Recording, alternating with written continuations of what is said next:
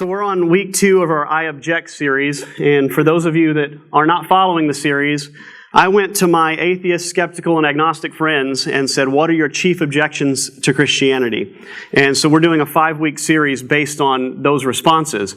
And last week we covered the idea that God seems more interested in proper belief than He does proper behavior. That video's on our website. You can check it out anytime. Marcia, thanks for doing the website and getting she does our videocast for us, does a fantabulous job. So Marcia, thank you for that. Chris Booker puts them together, but all of those will be made available online. Today we're talking about the topic of gay marriage. Next week we're going to talk about why Christians don't seem to be trying very hard. The week after that, how can we believe in a God that uses natural evil as punishment? And then in week 5, we're bringing in an apologist from Canada named Randall Rouser that's going to do a great job talking about the violent God of the Old Testament and all the violence we see in the Old Testament and how we reconcile that with a God of love.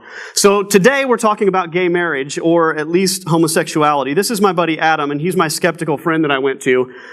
And Adam's been a buddy since high school. He's a super smart guy, a really interesting thinker. I've learned a ton just by following him on social media about how he sees the world, and it's made me think about how I see the world. He's also one of the funniest people I've ever met in my life.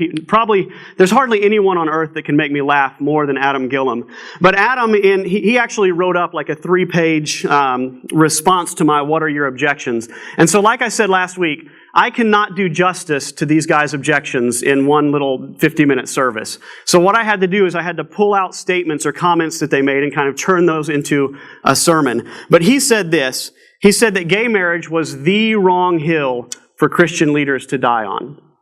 And Adam, he has a really interesting view. He's sympathetic to Christianity. He thinks that religion is important for morality in the world.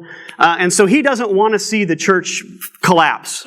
He doesn't want to see that because he's concerned about the moral response that will happen should that happen. And he's afraid those people that have given up morality are going to end up in his backyard.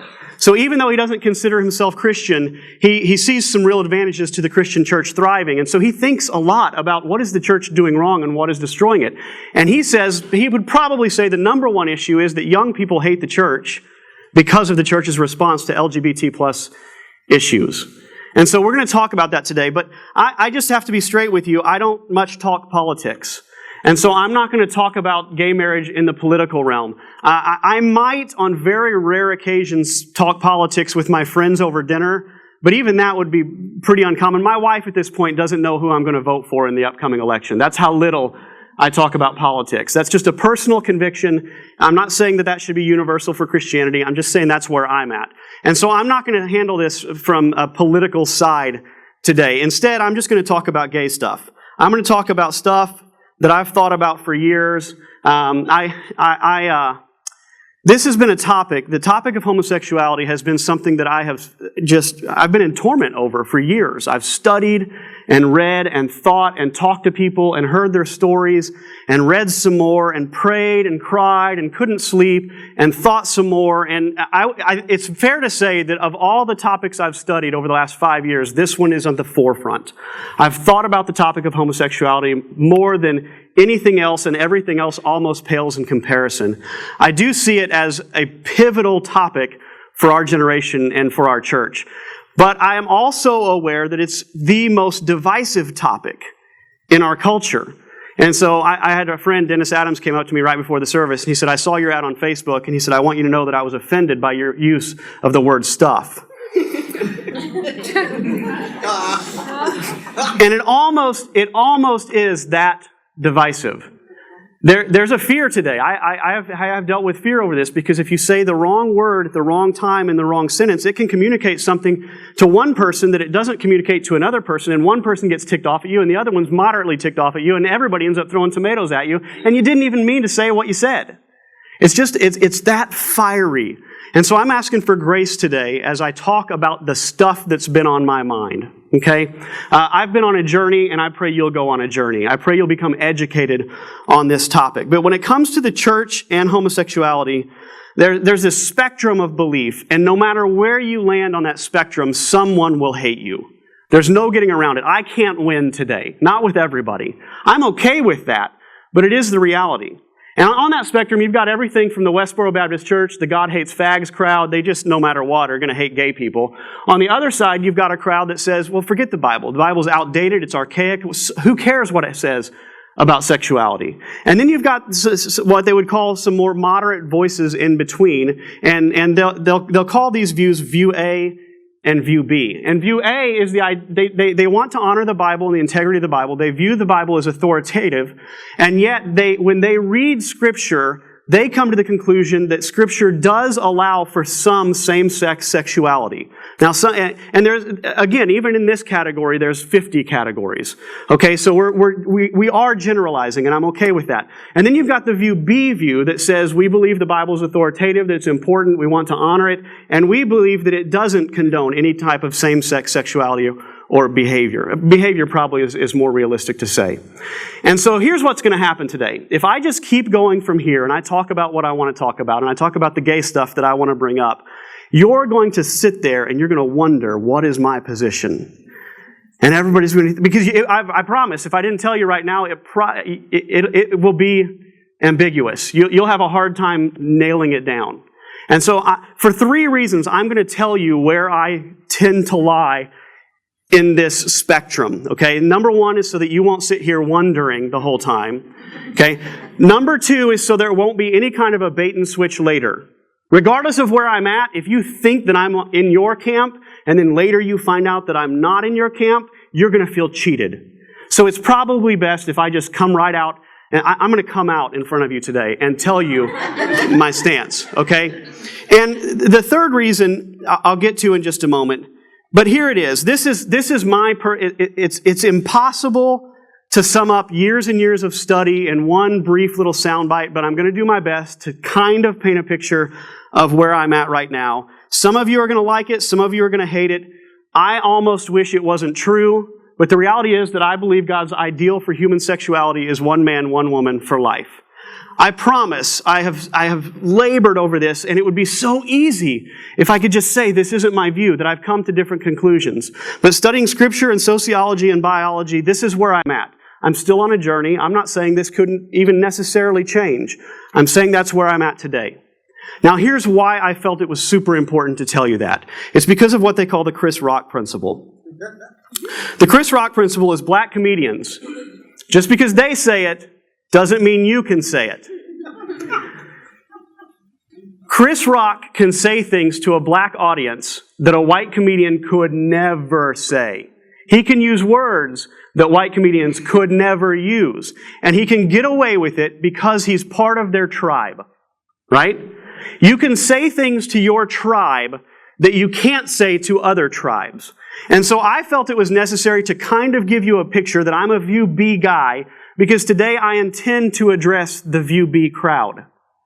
I have no intention today of convincing anyone of this belief.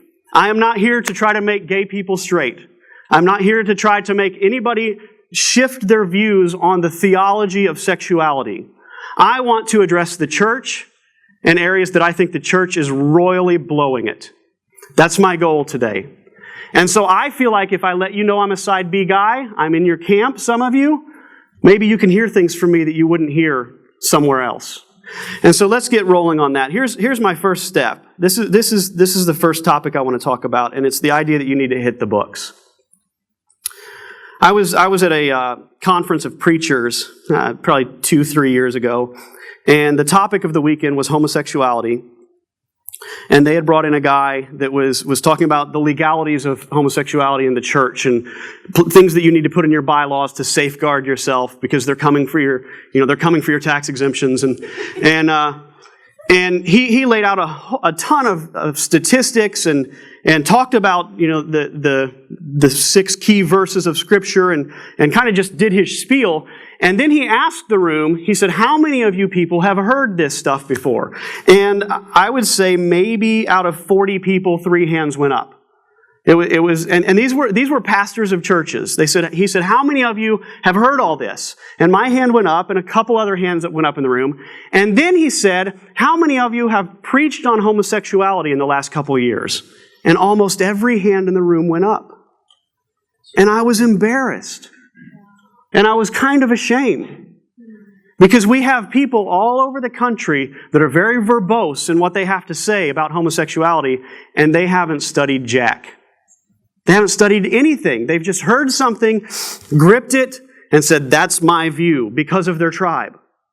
And I'm encouraging you to study. You might have noticed on the way in that we handed you a sheet, and on that sheet is a list of stuff that I would recommend reading.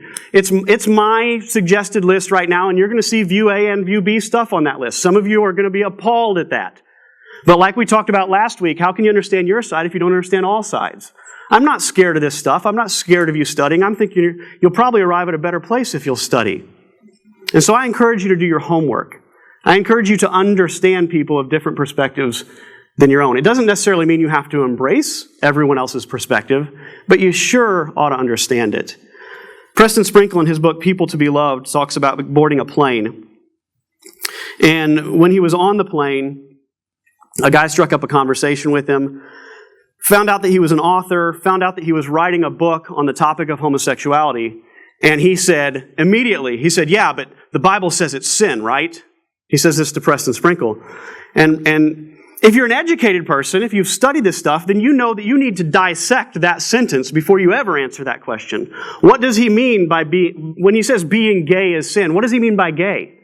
Who is he describing? Which of the millions of gay people is he talking about? Or is he just trying to lump everybody into one bag and saying it's all sin? Does everybody that has a same-sex attraction, would we call that sin? So you can't just make a blanket statement, gay is sin. And then you have to analyze the idea of sin. What does this guy mean when he says sin? And so it's not a yes or no question if you've been educated. But he wanted to know that Preston Sprinkle was in his tribe. So he said, being gay is sin, right? He said, well, we can talk about that. I'd be happy to talk about, some of those words and how those words play out. He says, yeah, but the Bible clearly says being gay is sin. And Preston was trying to be gracious and said, well, let's talk about what you mean by being gay. Do you mean everyone who's attracted to, and the guy interrupted. He said, but the Bible clearly says. And so Preston Sprinkle kind of got irritated with the guy. And he said, okay. What passages are you talking about?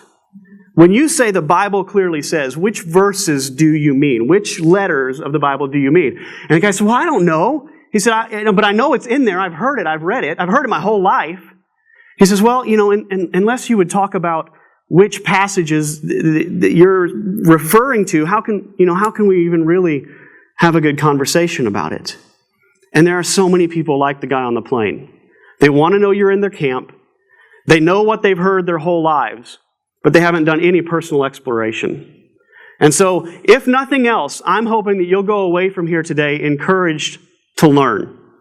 Learn about the topic. It is a dicey topic. It's a challenging, difficult topic, but there's a lot of great stuff to learn. For example, let's get really uncomfortable with words like ambiguous genitalia.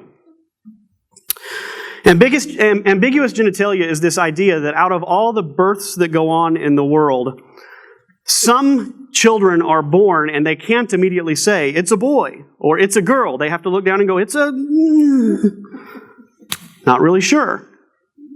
It could be what they call a micropenis, where the penis is so small that it looks like a clitoris. It could be an enlarged clitoris, so the clitoris is so large that it looks like a penis. It could be the urethral opening being down at the base of the penis and maybe being too large and looking kind of like a vagina at the base of a penis. This stuff is not fiction, people. This is reality. This stuff goes on every single day in hospitals all over the globe. The statistics are kind of shocking.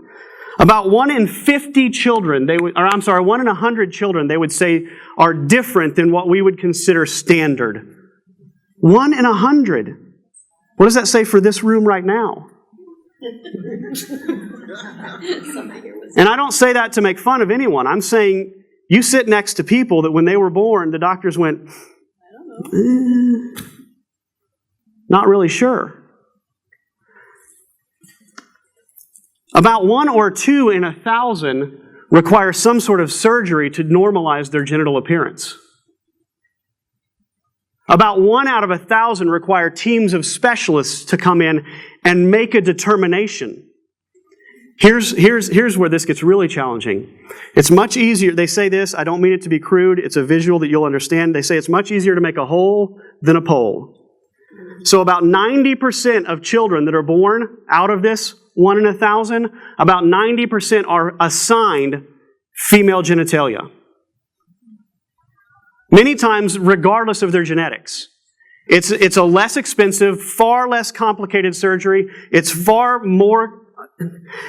easier to make the sexual organs function properly if they will assign female to ambiguous genitalia. And here's what happens. Sometimes there are cases where even the parents are never told. There are cases where the children aren't told until they're teenagers or never. There have been cases where children grew up with female anatomy, male genetics, and never understood until they went in for some CAT scan when they were 40, and the doctor said, oh, by the way, real people in the world right now, about 1 in 1,000 have what they call Klinefelter syndrome. This is where you have the male chromosomes X and Y, and there's an X chromosome, an extra X chromosome. And what happens with people with Klinefelter syndrome is that when they achieve puberty, they're males, they're biologically males, they're genetically males, but they start taking on all these female traits. They grow breasts, their waist shrinks, their hips widen. They start to look female, sound female. Real people in the real world. So here's my question for you. When it comes to intersexed people, that's what we're describing here. Intersexed people, is there a place for them in the church? See, everything's not cut and dried on this topic. These are real people that didn't ask for this. They didn't ask for any kind of confusion on their gender or their sexuality or their biology, and yet they have it. And we, as a church, want to lump everybody together and say gay equals bad. And they have no place to go. They feel like they can't come to the church. I've got a buddy who was raised in a very conservative home. His parents refused to let him watch people kiss on television. I think they were afraid of what it might escalate to. And so if a guy and a girl were kissing on TV, they'd say, shut it off, shut it off, shut it off, almost in a panic. And so they would shut off the TV and they would skip all the sex scenes.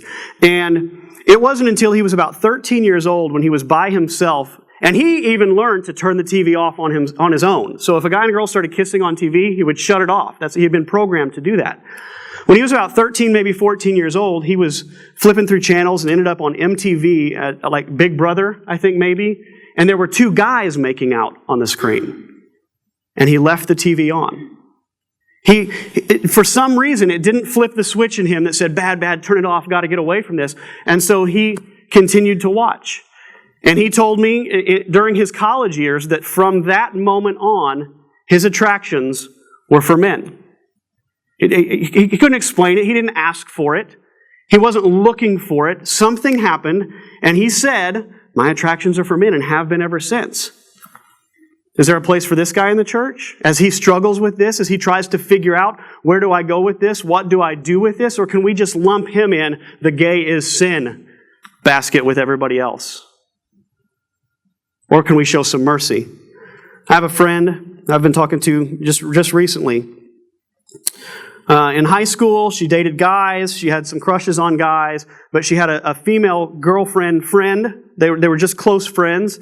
And you see it. I watch Jessica and Abby, and I don't get it how girls do this, but they can sit on our couch and do each other's nails and braid each other's hair and then go climb in bed together and sleep through the night. And it's just all so wonderful. And guys don't do this, right? Typically, that's just not how guys operate. Well, this friend of mine talked about her girlfriend in high school, how that kind of stuff was going on, braiding each other's hair, doing each other's nails, whatever it was they were doing. And one night when they were laying in bed together, their lips brushed against one another. And she says, something happened in me. And something inside her got turned on and had been progressing a little bit. She realized she had never felt about a guy the way she felt about this girlfriend.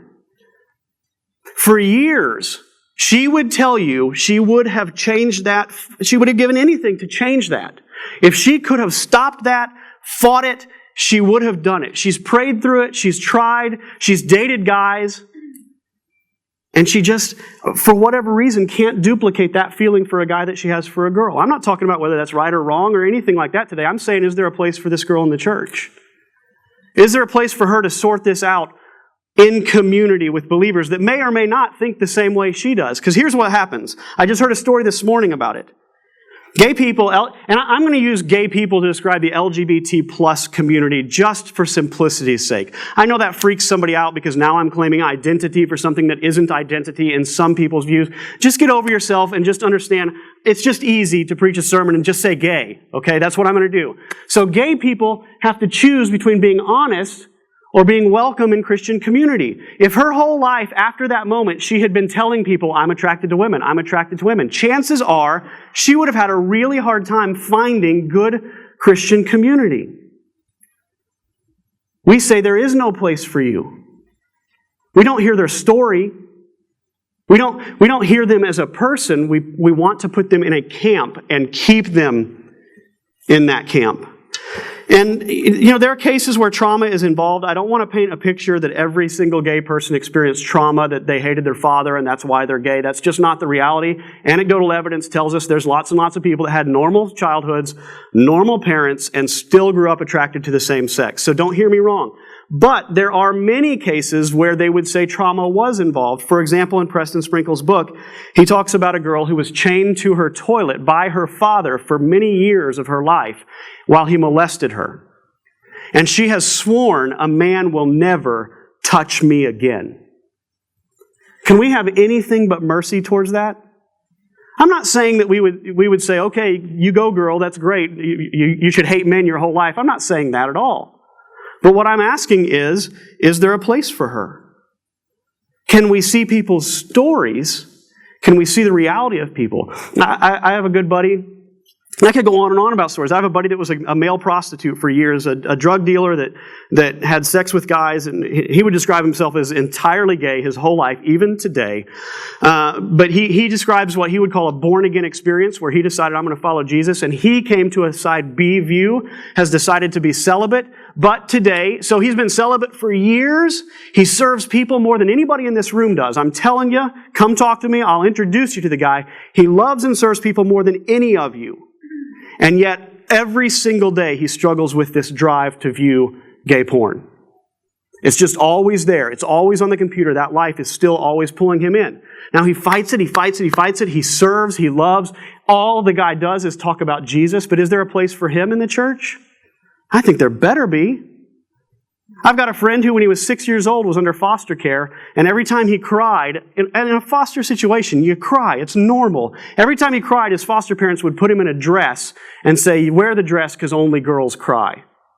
He grew up with cross-dressing as a tendency, and he would say he craved male attention, and that's how he got it, and eventually that turned into sexual behavior. Even though he would say he's never been gay, he's only been attracted to women, his cross-dressing, based on that trauma of his childhood, turned into sexual behavior. Today, he has a completely different life, but that's all still there as a part of his identity and who he was. Is there a place for him? And here's my point. Every story is different. Some involve trauma, some don't. Some are just normal people that had normal upbringing and just found that they want to be attracted to the opposite sex and they just don't much like them. But is there a place for those people? Here's the reality. If you know one gay person, you know one gay person. You can't lump them all together. We hear things like the gay agenda. The gay agenda, here's a picture I saw. For most gay people, this is the gay agenda. I brush my teeth, I eat breakfast, I go to work, I check the mail, I feed the kids, I clean the litter, I balance the checkbook, I go to sleep. The church is so terrible about viewing gay people as like nefarious hand-wringers that are just out there desperate to take away your tax exemption and molest your children. It's just not true. It's absolutely not true. I'm not saying that there aren't gay people out there who are doing this.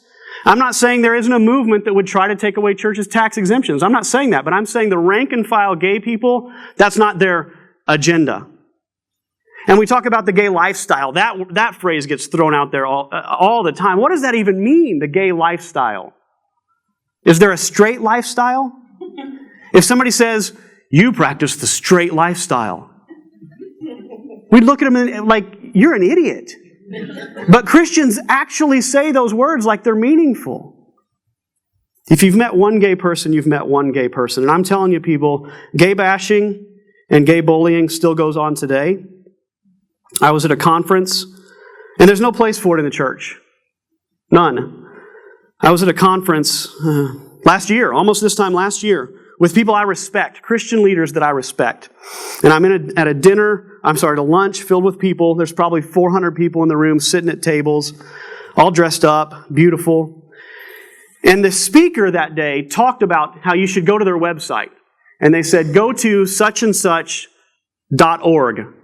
They said, but be careful, don't go to suchandsuch.com, because if you go to suchandsuch.com, it's going to send you to a gay choir in Boston. And we know that's not our website. And everybody in the whole room roars in laughter. Ha ha ha, of course it's not. And I watched our waiter, who I already suspected was gay. I don't know that, but sometimes you get a vibe, and I thought maybe he's gay. And I watched him when she said that, and he stopped, and he looked around the room, and then he went back to going to wait tables.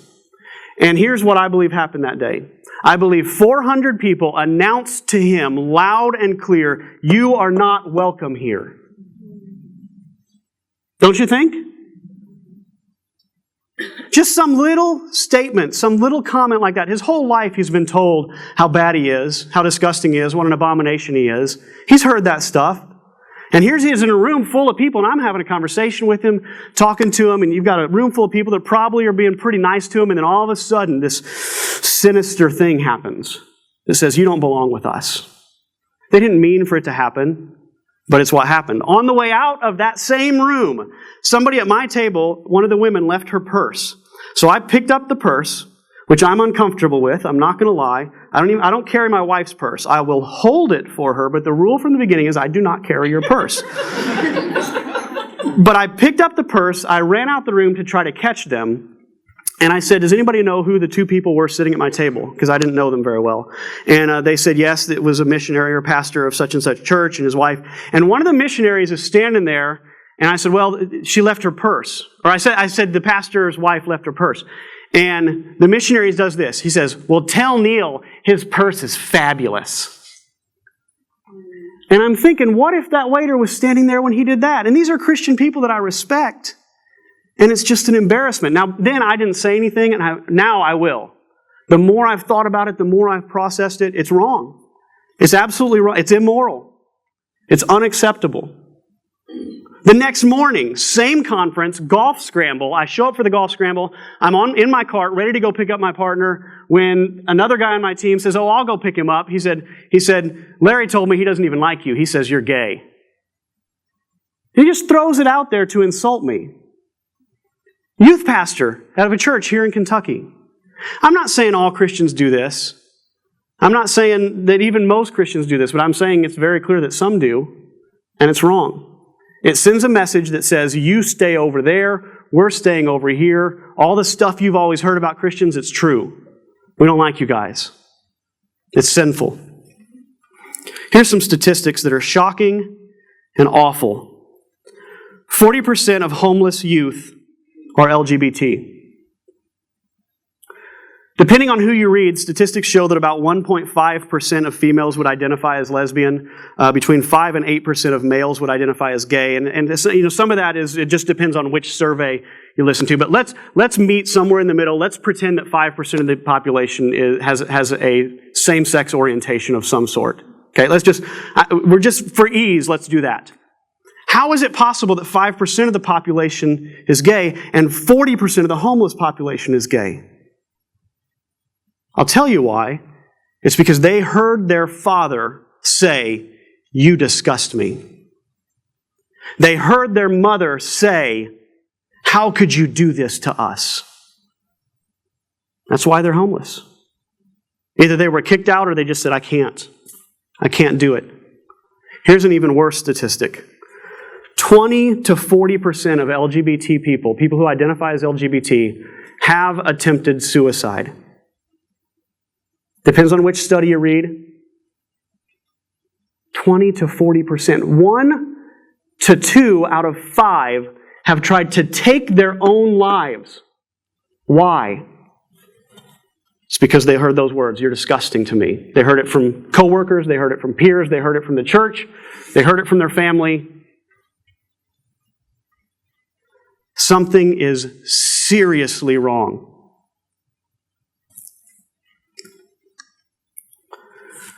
This is Tyler Clementi. You've probably heard of him. He started college. Somebody snuck a camera into his room and filmed him having a same-sex encounter with another guy, put it on social media. He became the laughingstock of his university. Very soon after, jumped off the George Washington Bridge. 18 years old. This kid could be my son. This is Asher Brown. He was bullied for being small and for being gay. He was 13 years old when he went and got his dad's handgun and blew his brains out. 13, that's him. That's a real human being that because people said, "Oh, your purse is fantastic," shot himself in the head. What does it take for a 13-year-old to despair of life like that? What part has the church played in that? We are guilty. We haven't said, "Yes, there's a place for you." We don't have to agree on everything to say there's a place for you. You are loved. You are valued. You are human. And we recognize that, and we value that, and we show dignity to you. We have perpetuated the bullying. I could show slide after slide after slide. Seth Walsh, 13-year-old, hung himself in his backyard from a tree. Sinead Taylor, she was 15 years old. Her mom came in for lunch, said, "What do you need for graduation?" Went out to go shopping for Sinead, came back, and Sinead had hung herself in the living room. Every one of these kids on the screen killed themselves because they were bullied for being gay.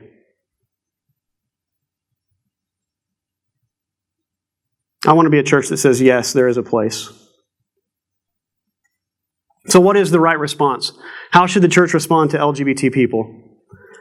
I wrote up something that I think.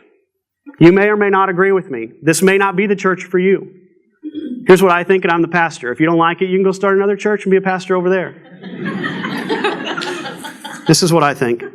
I'm going to say to the gay person exactly what I would say to any of you. I'll say to Danielle, I'll say to Jessica, I'll say to Tremaine. I'm going to say the same thing to them that I would say to them.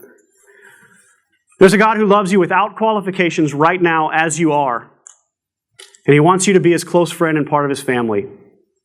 He sent His Son so humanity could know what He's like and to give us the ability to become like Him. You are welcome at Daylight Church to be included and immersed in our community as we all seek God and worship Him together. Let us all aspire to surrender to His desire for us as we glorify Him and delight in Him forever. Now, some of you are going to go away and you're going to roll that around in your head a lot. And you're going to come to the conclusion that I'm not biblical enough. You're going to come to the conclusion that I didn't lay the hammer down enough, that I need to talk more about transformation and change, the power of God to change a life. You're going to say the Bible clearly says. Let's talk about a few things the Bible clearly says. John the Baptist, who Jesus said was the number one human being that ever lived, said this. He said, "Anyone who has 2 tunics or coats should share with him who has none, and whoever has food is to do likewise. How many coats do you own?" I mean, if we're going to say the Bible clearly says, let's say it. Let's be consistent. Do you see, we give ourselves mercy in the areas that we don't like in Scripture, but we want to hammer the other guy. Matthew 23, Jesus says this is so crazy, and this will build a church, I'll tell you. "Woe to you, scribes and Pharisees, hypocrites, for you tithe mint and dill and cumin, and you've neglected the weightier matters of law, justice and mercy and faithfulness. These you ought to have done without neglecting the others." So he says, listen to this. This is great. This is a great pastor moment right here. Jesus says you ought to tithe. You ought to give 10% of your money away. Off the top, it's a holy thing, the tithe. He reinforces this idea that, I mean, if you want to talk about what does the Bible clearly say, from beginning to end, it pretty much makes it clear the tithe is a sacred thing to God. Now, I'll talk about tithing later. I have a lot of mixed views about it. But if you want to be a Bible clearly says Christian, when was the last time you saw somebody hold up a sign that said, "God hates non-tithers"? When was the last time a pastor said, you are no longer welcome at this church until you start tithing, brother? Until the day comes that you start giving 10% of your income, you're going to hell, mister. You don't ever hear it. Why? Because we pick and choose where we want to lay down the law, where we want to hammer the other guy. Oh, I'm going to keep going. Galatians 5, the acts of the flesh are obvious: sexual immorality, impurity, debauchery, idolatry, witchcraft, hatred, discord, jealousy, fits of rage, and what? Selfish ambition. But I'm American. Now, witchcraft, orgies, okay. But selfish ambition? Let's hit the skip button on our keyboard and move on. Factions? Wait a second. You mean I'm not supposed to have an us versus them mentality?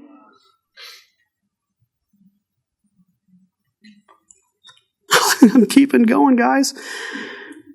There's a fallacy called the you also fallacy, and I could be accused of that at this point. And the you also fallacy is this idea that just because someone is a hypocrite, it doesn't make their ideas wrong. So someone would come to me right now and say, well, just because the church is hypocritical, it doesn't mean that homosexuality is right. And I'm not going to address that question, but here's what I am going to address. That Jesus made it really clear. If you want to talk about what the Bible says that's really clear, what it says is, look at you. Look at yourself. What did Jesus say? He said, why are you worried about the speck in your brother's eye when you got this big old log hanging out of your own? It's not the you also fallacy, it's the me also. It's me saying, you know what, I've got issues. I do. I'm as selfishly ambitious as they come. I am a part of factions. I have envy in my life. If I'm judged on God's lawful standard of human sexuality, I'm doomed, as most of us are. If we want to talk about what Scripture says, let's talk about all of it. Romans 2 says this, it says, you therefore have no excuse. You pass judgment on someone else, for at whatever point you judge another, you are condemning yourself. Because you who pass judgment do the same things. Now we know that God's judgment against those who do such things is based on truth. So let God do the judging. When you, a mere human being, pass judgment on them and yet do the same things, do you think you will escape God's judgment? And you're thinking, well, I don't do the same things. I'm not gay. I don't do that stuff. Do you watch porn? I mean, if we went around and took a poll in this room, how many get to stay in the church? If we make porn the standard, how many of you get to come back next week? A large part of you are not allowed in the room. But what we do is we set the standards in such a way where our tribe stays safe and their tribe stays away. And I believe it's ungodly. I'm not saying that you're going to hell if you watch porn. I don't even believe that. I don't think any of it's based on what you do or don't do that's right. We can watch our sermon last week and find out what I think it's based on. I think it's, are you in love with Jesus and walking with Him and learning from Him and going in the same direction He's going? It doesn't mean you've arrived at the place He is. You never will. If that's the standard, we're all doomed. But it means you're walking hand in hand with Him as we all work through all our stuff. The stuff you agree. Now you might say, I can have 8 coats. That's not a big deal. But a biblical literalist will say, no, you can't.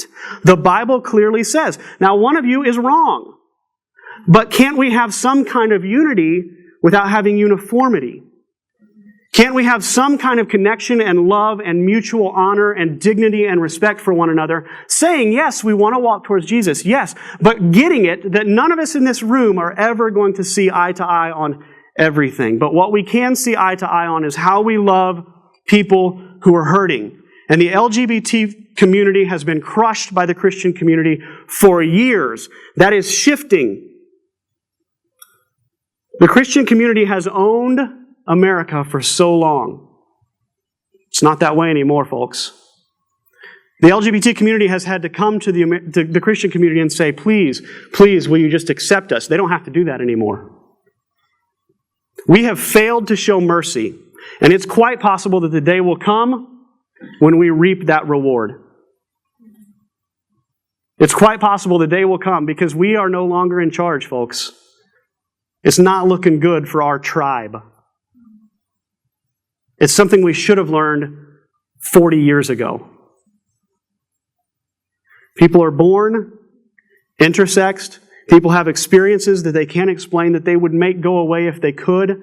And I'm not saying that every gay person won't come to grips with those things and say, I'm proud to be who I am. I'm not saying that doesn't happen. But I'm saying almost every gay person at some point in their life will say, I would change this. I want to change this. I'm trying to change this. And the Christian community still shows no mercy. We've been brutal. We've said, oh, your purse is just fantastic. And there's no excuse for it. James says, judgment without mercy will be shown to those who are not merciful. Mercy triumphs over judgment. As far as I'm concerned, that's the rallying cry of Daylight Church. Mercy triumphs over judgment. Jesus tells a parable about a man who's attacked by thieves. You guys have heard it. It's called the Good Samaritan. Almost everyone across the globe is familiar with the Good Samaritan story. But in the Good Samaritan story, the one who stops and the one who helps the robber is a person that they're polar opposites. When it comes to politics, when it comes to their culture, they're completely different. And Jesus says, which of these guys do you think was a neighbor to the man who fell among the robbers? And the person who had asked him the question, he says, well, it was the Samaritan guy. It was the guy that they weren't in the same tribe. They were completely, totally different in how they see the world. And what does Jesus say? He says, you got it, bingo. And then he closes with this thought. He says, you go and do likewise. That is Christ's call to the church, in my opinion, when it comes to the LGBT community. We don't have to be in the same camp. We don't have to see eye to eye on every single issue, but we can show dignity and love and respect. We can include them in our community. We can walk with them. And you know what? They can walk with you and help you too. I'm learning more and more that there's some super awesome spiritual LGBT people out there that I'm learning a lot from. They're real people, and we should love them the way Jesus would love them.